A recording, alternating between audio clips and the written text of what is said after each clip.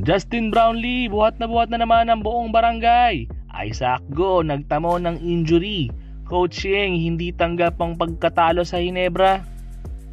Totoong Barangay Hinebra, lumabas ang totoong kakayahan matapos talunin ang Rain or Shine Elasto Painters sa score na 124-102 pagkatapos nilang makabawi sa pagkatalo sa first round sa Candod, Ilocos Sur. Sa umpisa ng laro, nagtamo si Isaac Go ng sprained ankle injury matapos itong subukang habulin ang 3-point shot ni Felix Lemeti at kung saan natawagan pa ng landing spot foul. Pero sa post-game interview ni Coach Tim Cone, baka related din ito sa knee injury ni Go at posibleng out na sa buong conference. We don't know the severity of his injury, some kind of knee injury. We don't know the severity of it, so that makes this one very bittersweet. Gayun pa man, 6 sa Hinebra ang umiscore ng double digits. Pinangunahan ni Brownlee ang stat sheet with 40 points and 10 rebounds. Sinundan ni Japet Aguilar with 21 points and 8 rebounds.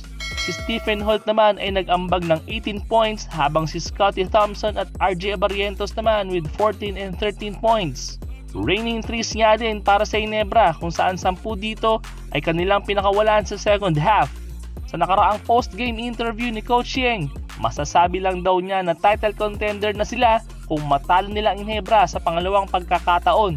Pagkatapos ng kanilang pagkatalo, nasabi nito na kulang pa. Move on na daw sila sa pagkatalong ito pero hindi tanggap na matalo ng mahigit 20 points.